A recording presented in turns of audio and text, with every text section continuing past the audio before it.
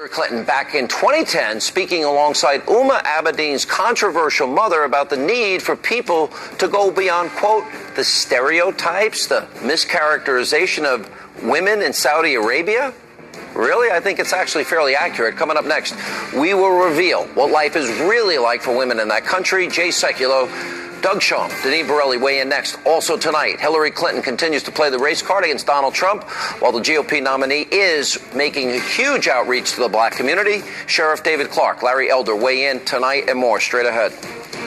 And top Clinton aide Huma Abedin arranged for Hillary Clinton to speak at an all-girls school in Saudi Arabia. And during her remarks, Clinton said, quote, when I was speaking to the women leaders, one of them asked me if I could do anything about the media's portrayal of Saudi women, particularly the American media, which presents a very unidimensional view, as the women mentioned to me in our short, small meeting, focusing more on what's on your head than inside your head or your heart. My answer was, I wish I could do something about the way the media portrays these women.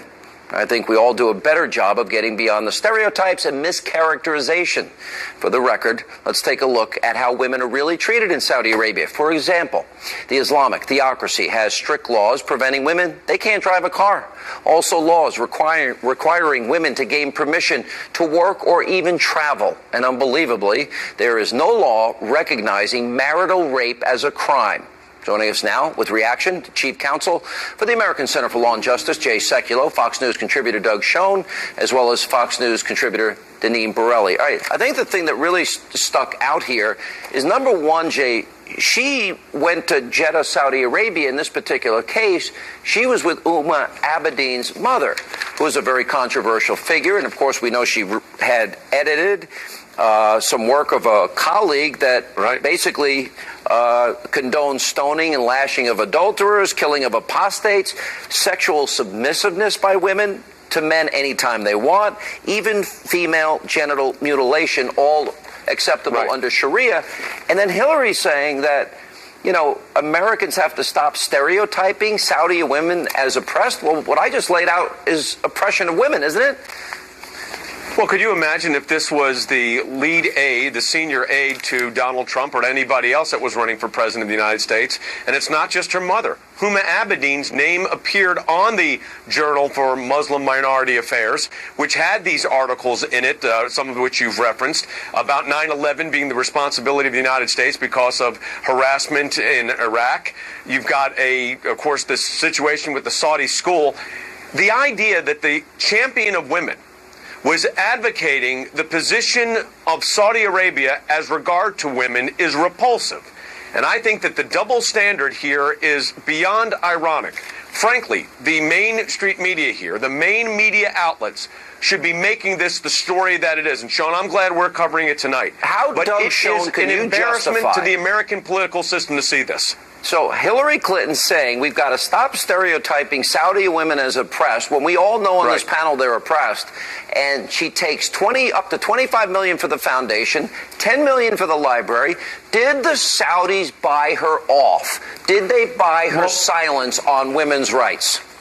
First of all, no, they didn't, because in 2011, she and the State Department decried the precise behavior. Excuse me, she said we've got to get rid of the stereotype of Saudi women being portrayed as oppressed. Are Saudi women oppressed? Yes, she said it was wrong. She changed her position in The Guardian in June of 2011.